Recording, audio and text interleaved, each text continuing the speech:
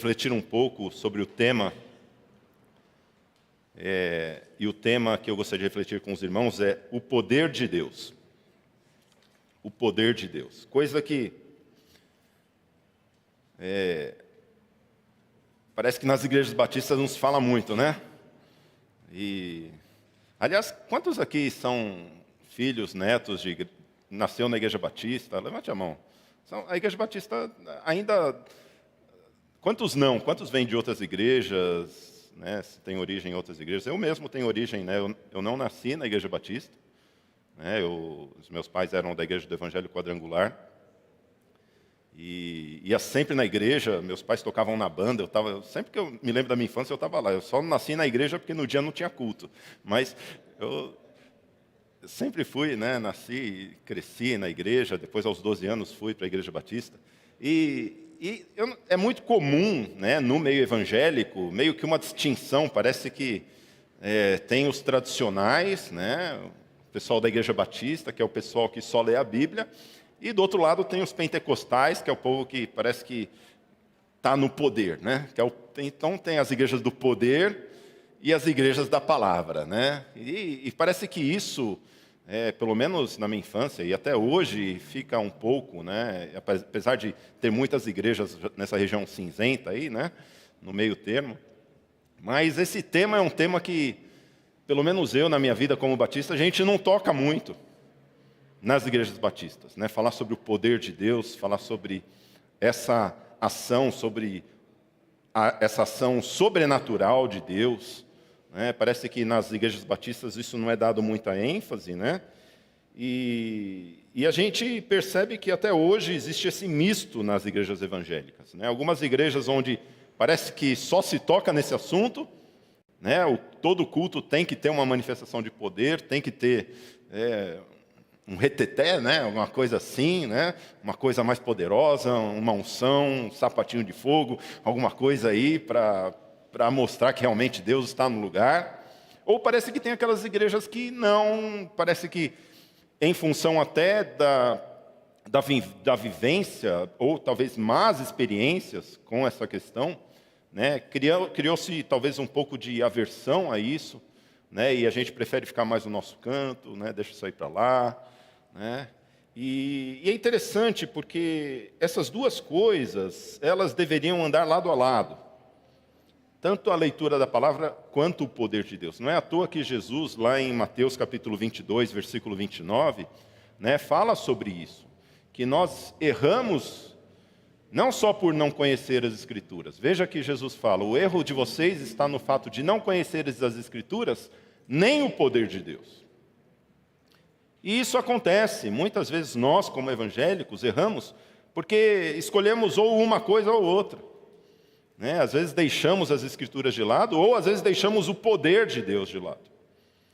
Por isso que eu gostaria de falar um pouco hoje sobre isso, sobre o poder de Deus, esse místico, esse lado sobrenatural de Deus, algo que muitos crentes almejam ser revestidos por esse poder, esse poder que foi prometido em Atos capítulo 1, versículo 8, que receberíamos, não o Espírito Santo, mas receberíamos o poder ao descer sobre nós o Espírito Santo. Então, esse poder que muitos querem, muitos procuram igrejas e líderes que sejam portadores desse poder de Deus, algo que quando a gente quer, quantos aqui querem de verdade quando vem para a igreja? Hoje eu quero ver o poder de Deus. Eu quero, eu confesso aos irmãos que todos os domingos que eu venho na igreja, eu quero ver uma cura, eu quero ver um irmão dando uma oração mais forte que eu me arrepie, Eu quero, isso é algo que nós queremos nas nossas igrejas. Nós queremos ver verdadeiramente o Espírito Santo sendo manifesto, Nós queremos isso nas nossas vidas. Mas como que esse poder ele pode se manifestar? Como que o poder de Deus ele verdadeiramente se manifesta? Como que a gente faz para conseguir esse poder? Da onde que vem esse negócio? Como que funciona esse mecanismo do poder de Deus? Porque parece que quando às vezes a gente olha para algumas igrejas, parece que há um misto. Eu confesso aos irmãos que quando eu olho as igrejas evangélicas hoje, parece que ou há um misto de igrejas que são apáticas ao poder de Deus, que se acontecer, amém, se não acontecer também, amém. Se eu entrar e sair do culto e nada acontecer, amém. E tem aquelas outras igrejas que acontecem umas coisas que você até olha e fala, eu acho que isso não é o poder de Deus. Talvez isso seja alguma outra coisa. Dizem, acham e pensam que é o poder de Deus, mas me parece que é outra coisa. Então, meus irmãos, quando a gente olha, parece que existe uma crise no mundo evangélico hoje a respeito do poder de Deus. A respeito do poder sobrenatural de Deus, dos milagres de Deus acontecendo, das curas de Deus acontecendo, dos dons do Espírito Santo sendo praticados na igreja. O que será que aconteceu com o poder de Deus? É isso que eu gostaria de refletir com os irmãos nessa manhã. E para isso eu gostaria que você abrisse a palavra de Deus em Romanos, capítulo 1, versículo 16. Romanos, capítulo 1, versículo 16, está aí na projeção, diz assim: pois não me envergonho do Evangelho, porque é o poder de Deus para a salvação de todo aquele que crê, primeiro do judeu e também do grego. Vamos orar. Senhor, nós te agradecemos, Pai, por essa manhã, te louvamos, Senhor Deus, porque o Senhor está aqui, Pai. E, ó Deus, não importa, Senhor Deus, o que nós venhamos a pensar, o que toda doutrina errada que nós tenhamos a respeito do Teu Espírito Santo, do Teu poder, Senhor Deus. Ensina-nos, Pai, nessa manhã. E acima de tudo, Pai, derrama o Teu poder sobre nós, Senhor, o poder do Teu Espírito Santo, para que possamos ser testemunhas do Senhor, Pai. Faz isso nessa manhã, não porque nós merecemos, não porque nós queremos, mas porque é a Tua promessa para o Teu povo, Senhor Deus. Nós te pedimos, Pai, em nome de Jesus. Amém. O que é o poder de Deus? Como que nós fazemos para alcançar esse poder, para que esse poder seja derramado sobre as nossas vidas?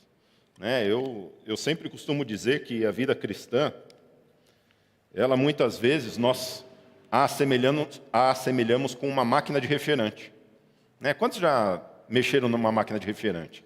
Sabe aquelas geladeironas que você põe o dinheiro, e aí você vai lá, você põe lá, R$3, aí você vai lá, põe 5, aí, pastor, nunca tive dinheiro para comprar essas coisas. Aí você vai lá, você põe onde que eu preciso pôr o dinheiro, você fica procurando, você fala, quero Coca-Cola. Aí você fica procurando onde é que é, aí você já descobre que tem que pôr o dinheiro ali, aí vai entrar, vai te dar um crédito, aí você aperta o botão, Coca-Cola, saiu Coca-Cola, legal. Às vezes a gente acha na nossa vida espiritual, a gente fica procurando esses mecanismos, ou seja, eu quero o poder de Deus, o que eu tenho que fazer? Qual é o botão que eu tenho que apertar? Ora, eu quero ser cheio do Espírito, como que eu faço? Qual é o botão que eu tenho que apertar? E a gente, na nossa mente, a gente começa a criar processos de que, ora, se eu fizer isso, se eu fizer essa regrinha, eu vou ter no final, aperto o botão e vem Coca-Cola. Só que o que acontece na vida espiritual, as coisas não são ciências exatas. E eu sou engenheiro, às vezes eu tenho muita crise com isso, porque às vezes a gente faz tudo certinho, aperta o botão e não cai a Coca-Cola.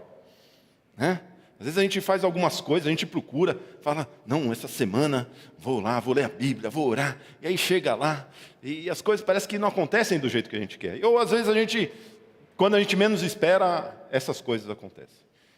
E às vezes a gente fica procurando, com relação ao poder de Deus, a gente fica tentando descobrir com relação ao poder de Deus, e às vezes nós temos mentalidades incorretas a respeito do poder de Deus. Por isso que eu gostaria de, nessa manhã, refletir sobre esse texto de Romanos 1,16, sobre o poder de Deus, como que esse poder sobrenatural, como que esses dons sobrenaturais de Deus, como que isso se manifesta na vida nossa individualmente e nós como igrejas também. Em primeiro lugar, esse texto de Romanos 1,16, ele fala que o Evangelho é o poder de Deus.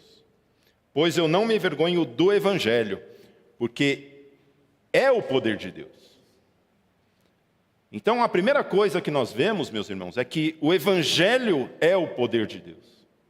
Ou seja, se eu quero saber mais a respeito do poder de Deus, eu tenho que saber mais a respeito do Evangelho, porque o Evangelho é o poder de Deus.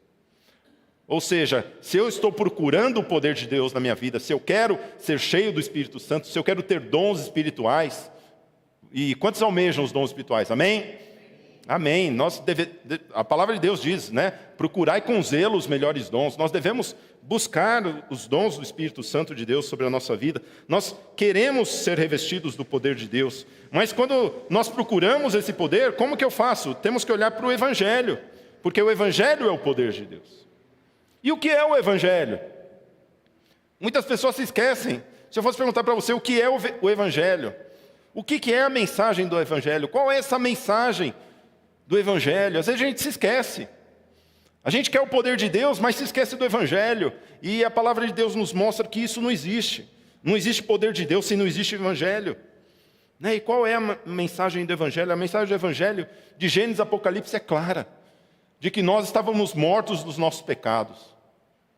Conforme diz em Efésios capítulo 2, versículo 1. Mas Deus, Ele mandou o seu Filho, não para nos condenar, mas para nos salvar. É o que diz lá em João 3,17, que Deus mandou o seu Filho não para que viesse condenar o mundo, mas para que viesse salvar. Salvar do quê? Salvar dos nossos pecados. Porque são os nossos pecados que geram a morte. São os nossos pecados que nos levam ao inferno. Né? Deus não veio nos salvar do inferno, veio nos salvar dos pecados. O nome dele é Jesus porque ele veio nos salvar dos nossos pecados. E aí sim, quando nós temos a consciência de que nós somos pecadores e que Jesus veio nos salvar dos nossos pecados, o que nós devemos fazer? Como o apóstolo Pedro diz lá em Atos capítulo 2, olha, portanto, se arrependam e creiam em Jesus Cristo, e vocês sejam batizados em nome de Jesus.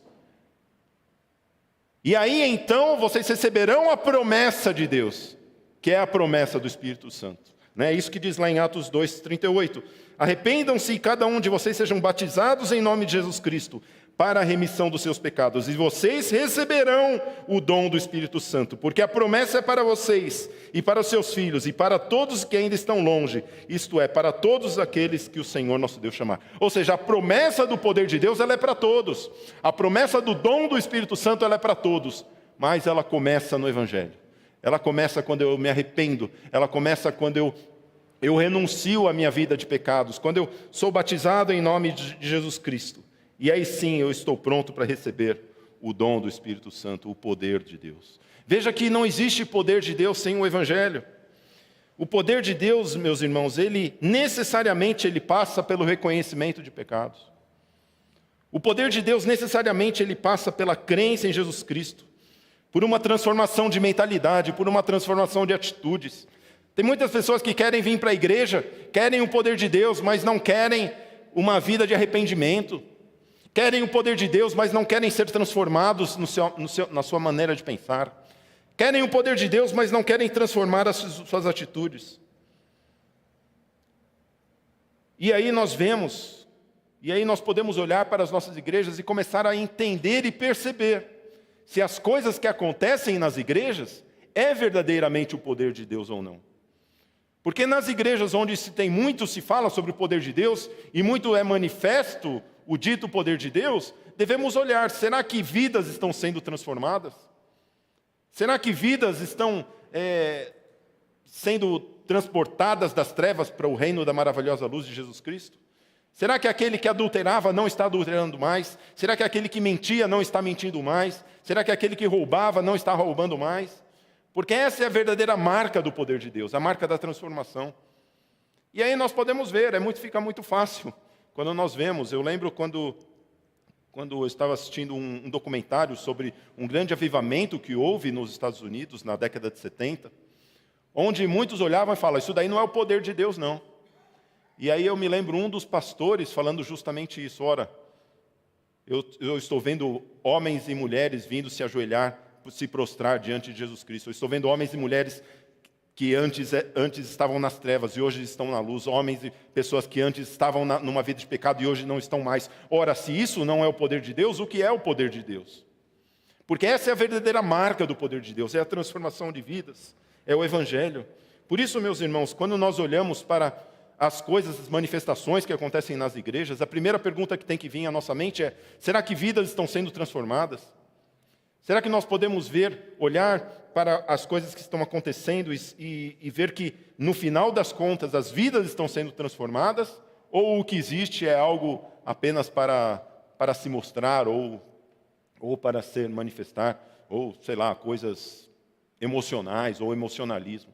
Porque a verdadeira marca do poder de Deus é o Evangelho, é a transformação. Por isso, fica muito fácil para a gente ver quando acontece alguma coisa e a gente se pergunta, será que houve transformação? Será que houve salvação? Será que isso é a verdadeira marca? E essa é a verdadeira marca do poder de Deus, é o Evangelho. É quando há transformação. Não existe poder de Deus se não houver transformação. Se há o poder de Deus sendo em ação, existe sim a transformação de vidas. Isso é algo que acontece. Nós vemos isso durante todo o livro de Atos, quando o poder de Deus ele é manifesto, vidas sendo convertidas. A gente vê nesse próprio discurso de Atos capítulo 2 de Pedro, 3.000 pessoas se convertem. Ora, se isso não é o poder de Deus, o que é o poder de Deus? O Evangelho é o poder de Deus. Se nós queremos o poder de Deus, nós temos que voltar os nossos olhos para o Evangelho. Mas o texto ele continua dizendo, Romanos 1,16 continua dizendo, que o Evangelho é o poder de Deus para a salvação. Essa é a segunda grande marca do poder de Deus. Veja lá, o Evangelho é o poder de Deus para a salvação. É isso que diz em Romanos capítulo 1, versículo 16. E se eu fosse perguntar para vocês, imagine que eu fale para vocês, que eu sou o gênio da lâmpada. Nós tivemos um shift aqui, desejos, falou sobre esse tema, onde imagine que você encontra o gênio da lâmpada e você tem 3 desejos hoje. E você que entrou por essa porta hoje, se eu perguntasse para você, o que você gostaria? Eu tenho todo o poder, olha, eu sou o gênio. Pergunta aí. O que você veio receber hoje aqui? O que você, quando entrou na igreja, o que você queria desse gênio da lâmpada que é Deus? Desse que tem todo o poder. Aí talvez você esteja perguntando, pastor, eu preciso de um emprego. Pastor, eu preciso ter um motivo de saúde aqui. Pastor, eu preciso de um milagre aqui. Pastor, eu estou precisando aqui de uma promoção do meu chefe. Pastor, eu preciso que o senhor resolva eu brigo muito com o meu familiar aqui, eu preciso que o senhor resolva isso. Todo mundo tem um desejo, todo mundo quer alguma coisa.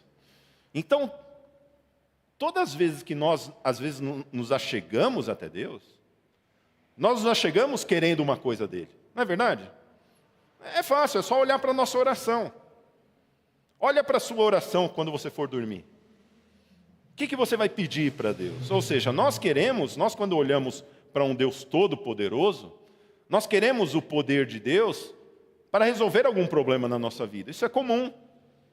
Isso é comum, aliás, em qualquer relacionamento. Em qualquer relacionamento, alguma pessoa quer alguma coisa de outra pessoa. E não é diferente de nós com Deus. Quando nós nos achegamos a Deus, nós queremos alguma coisa de Deus. Senhor, o Senhor tem poder, o Senhor me dê isso. Isso acontece comigo, com os meus filhos. O meu filho chega, papai, eu quero comprar um sorvete. Papai, eu não tenho dinheiro, só o Senhor que pode me dar um sorvete. E aí eu vou lá, pego, se eu quiser ou não, eu pego, tiro o dinheiro e compro o sorvete para o menino.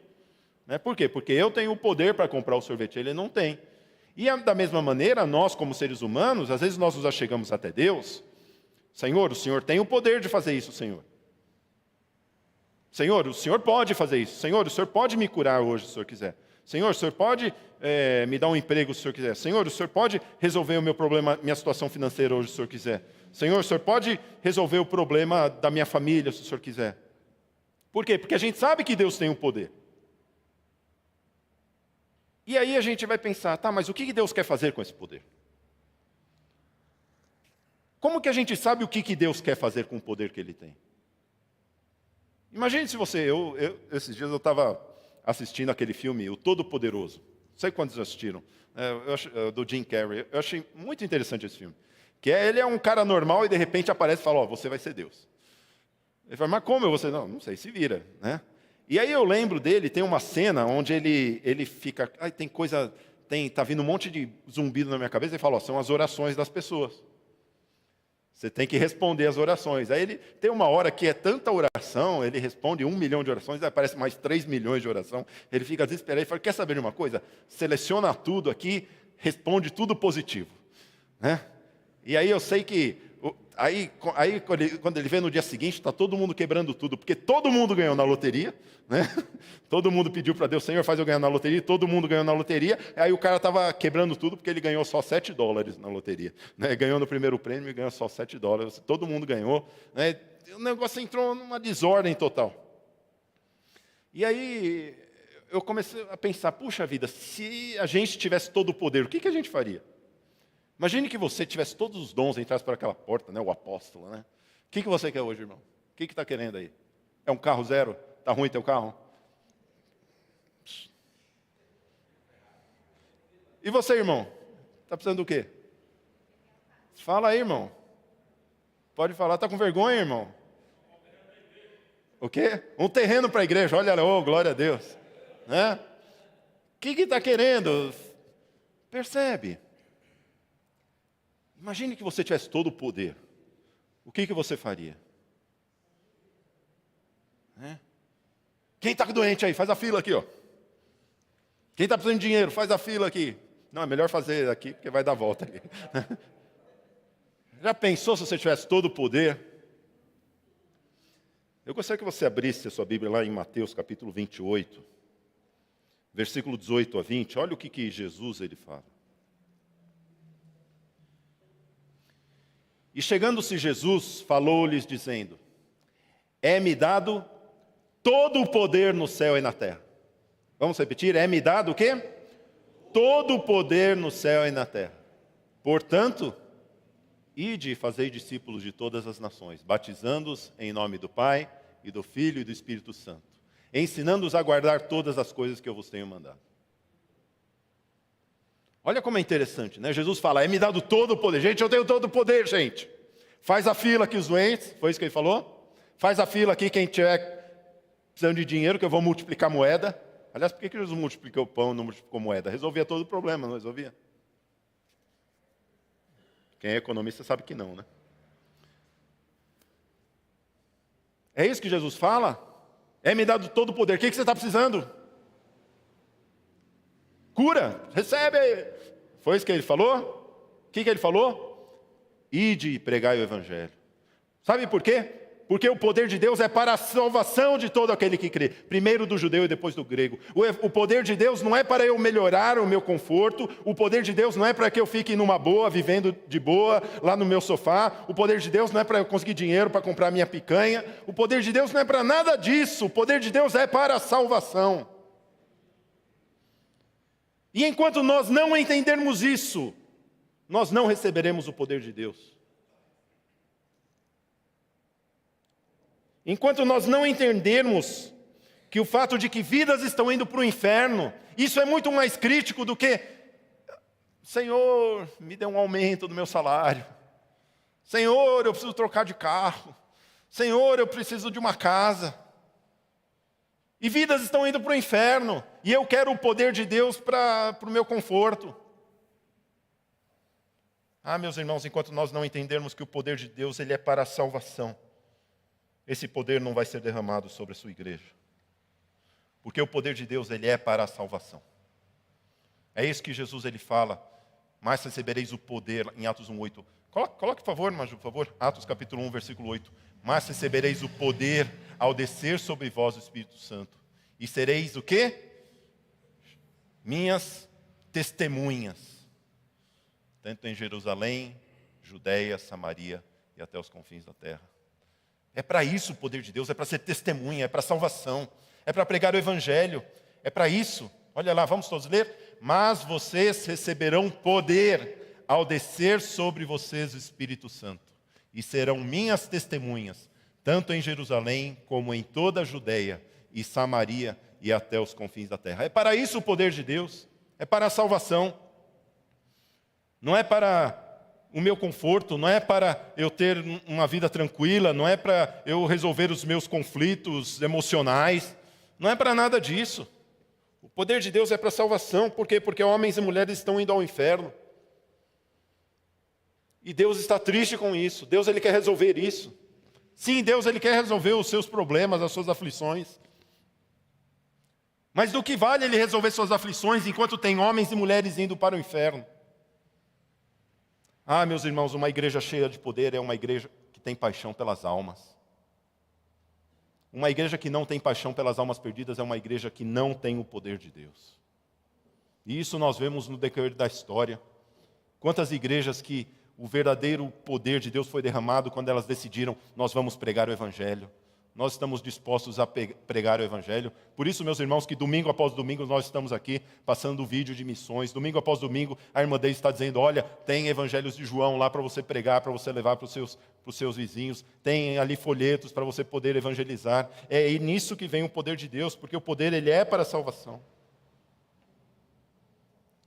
O poder de Deus ele é para a salvação das pessoas.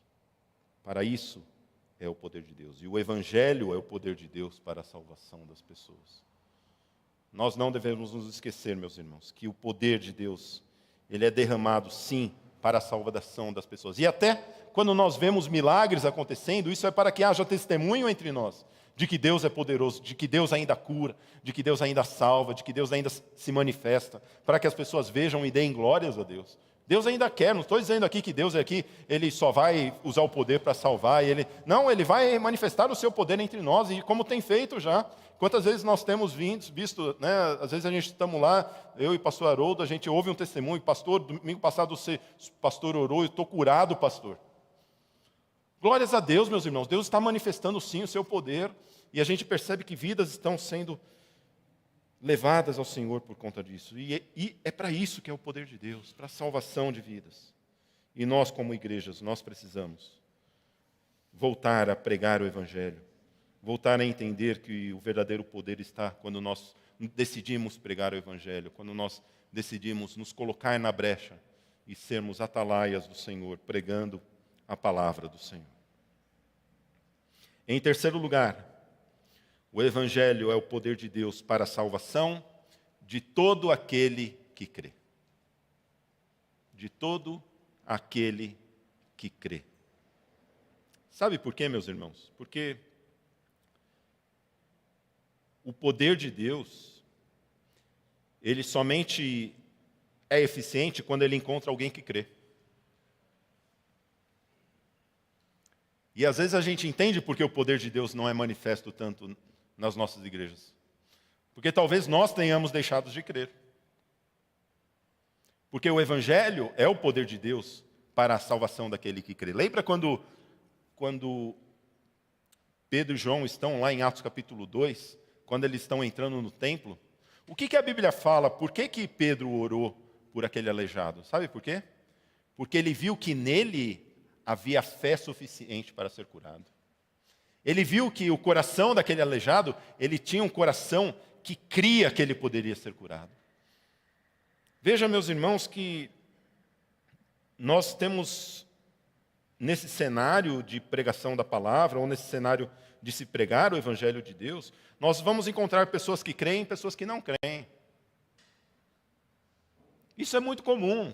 No nosso dia a dia, nós vamos testemunhar de Jesus Cristo e vão ter colegas, familiares, pessoas que vão crer, pessoas que não vão crer, pessoas que vão se converter, pessoas que vão debochar da gente. A gente vai encontrar esses dois tipos de pessoas. E veja, meus irmãos, que Jesus, às vezes a gente precisa aprender um pouco com Jesus. Às vezes a gente fica, né, nós precisamos aprender com o nosso Senhor, às vezes. Porque às vezes a gente fica tão preocupado que a gente tem que converter as pessoas. E olha o que Jesus falava, olha lá em Mateus capítulo 16, versículo 24. Então Jesus disse aos seus discípulos: se alguém quer vir após mim, negue-se a si mesmo, tome a sua cruz, e o quê? E siga-me.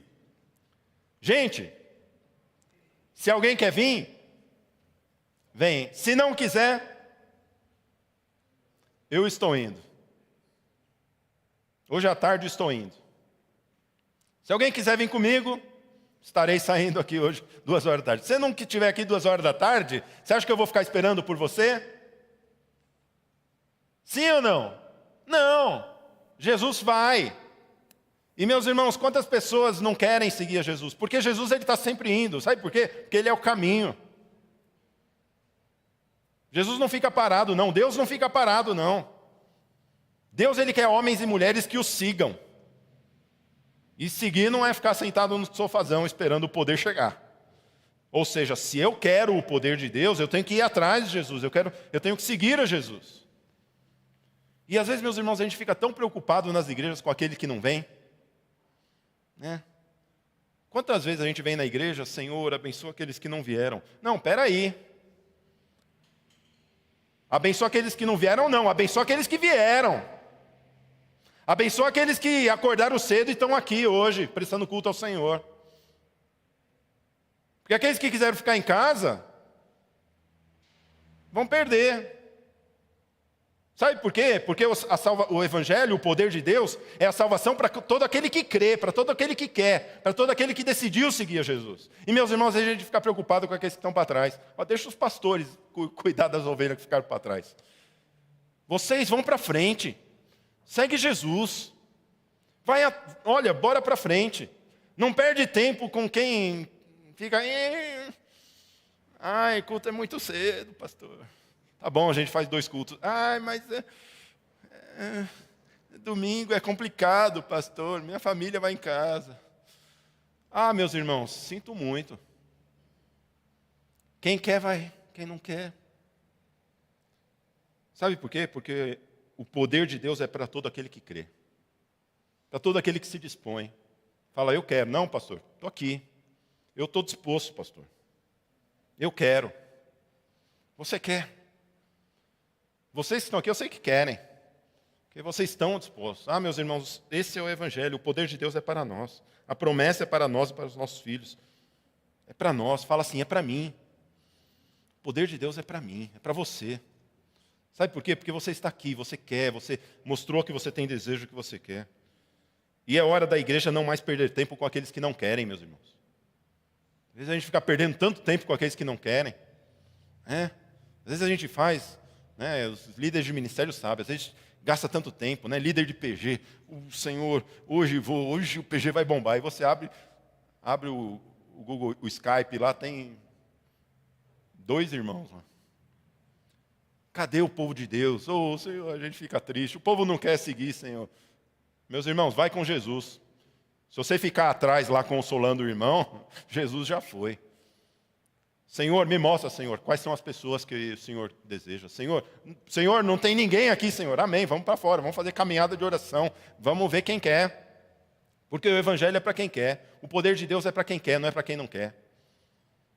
E enquanto nós entendermos que somos nós que precisamos de Deus, não é Deus que precisa de nós. Vou repetir, somos nós que precisamos de Deus. Somos nós que precisamos ir atrás de Deus. Não é Ele que tem que vir atrás de nós. E essa atitude, essa postura de que, Senhor, eu estou aqui sentado, Senhor, derrama o teu poder. Não vai vir nada, irmão. Pode clamar aí sentado, pode sentar, que você vai cansar de pedir. Vai atrás do Senhor. Busca o Senhor enquanto se pode achar. E saiba que aquele que busca, encontra. Todo aquele que pede, recebe. Nós podemos ter certeza que se nós pedirmos, o Senhor derramará o seu Espírito Santo sobre nós.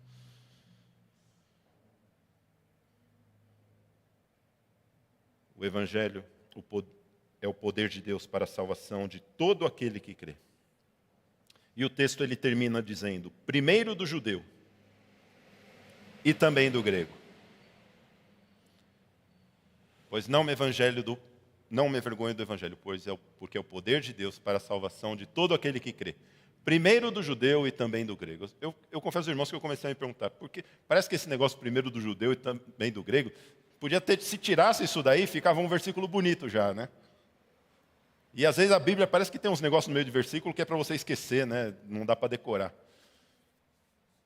Porque se fosse até ali, para a salvação de todo aquele que... Por que o apóstolo Paulo está dizendo primeiro do judeu e também do grego? Por que será que ele está dizendo isso? E meus irmãos, quando eu entendi a respeito do poder de Deus, eu entendi o que diz aí primeiro do judeu e também do grego. E eu entendi por que o poder de Deus às vezes tem deixado de se manifestar nas nossas igrejas. Sabe por quê? Porque, meus irmãos, mesmo sabendo de todas as coisas, às vezes a gente se esquece que o Evangelho tem que ser primeiro para o judeu. E sabe o que o apóstolo Paulo está querendo dizer com isso? Porque ele era judeu.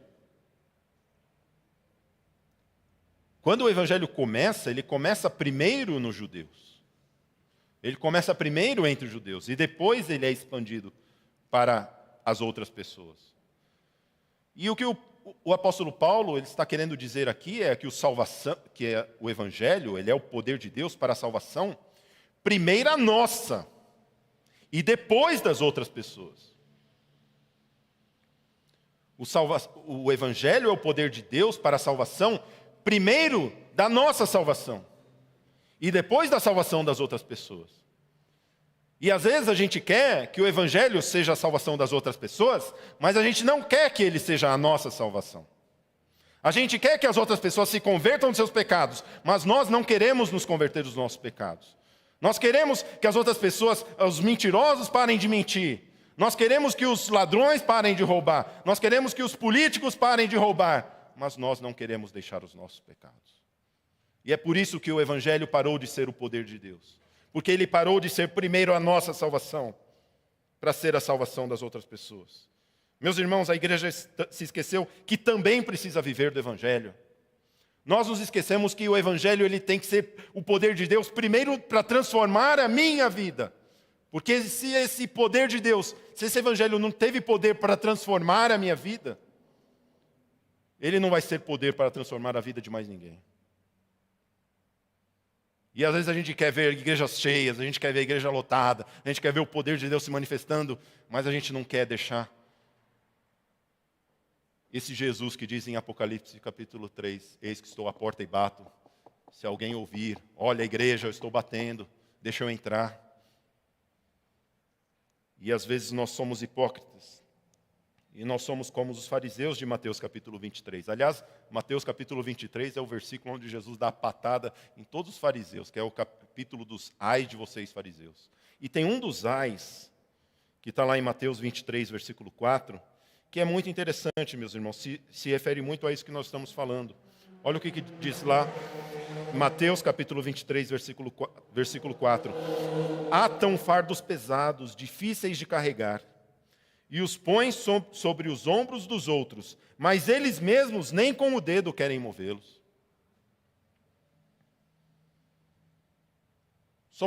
Será que somos nós os fariseus de hoje? Olha, você tem que ler a Bíblia, você tem que orar, mas eu não quero ler a Bíblia, eu não quero orar. Você tem que ir na igreja, você tem que dar o dízimo, mas eu não faço isso. Será que temos sido nós, os fariseus? Será que temos sido nós, essas pessoas que queremos que as pessoas creiam no Evangelho? Mas será que nós temos o nosso coração fechado para o Senhor? Meus irmãos, o poder de Deus ele começa a se manifestar quando nós entendemos que o Evangelho ele é primeiro para mim. Quando eu entendo que o arrependimento ele tem que brotar em mim primeiro, dos meus pecados, dos meus desvios de caráter. Eu primeiro tenho que ser transformado. Meus irmãos, muitos querem que outras pessoas se convertem, mas não querem carregar o peso, não querem carregar a sua cruz. É isso que Jesus está dizendo. Olha, se alguém quer vir, venha, mas pegue a sua cruz. Tome a sua cruz, carregue a sua cruz e siga. Venha após mim. Esse é o verdadeiro evangelho, e aí está o poder de Deus. Mas, meus irmãos, nós nos esquecemos disso. E quando nós olhamos para as igrejas hoje, eu entendo por que o poder de Deus não se manifesta. Sabe por quê? Porque as pessoas, em primeiro lugar, elas não querem carregar a sua cruz.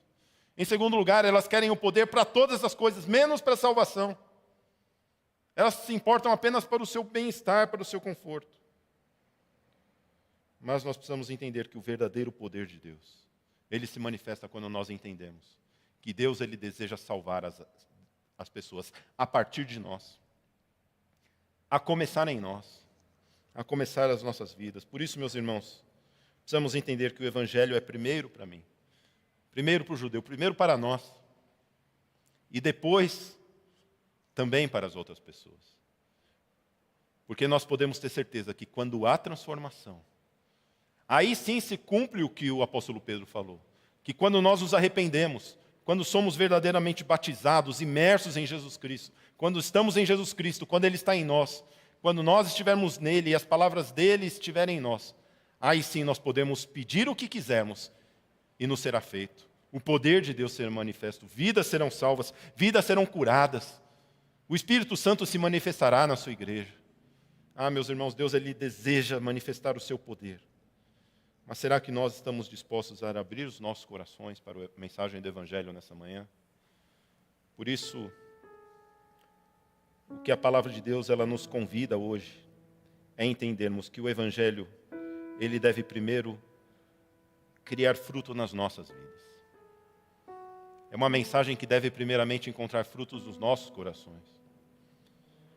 Às vezes a gente fica preocupado com tantas outras pessoas. Ai, pastor, aquele irmão devia ter vindo hoje para ouvir essa palavra. Não, olha, a mensagem ela é para nós, para mim e para você.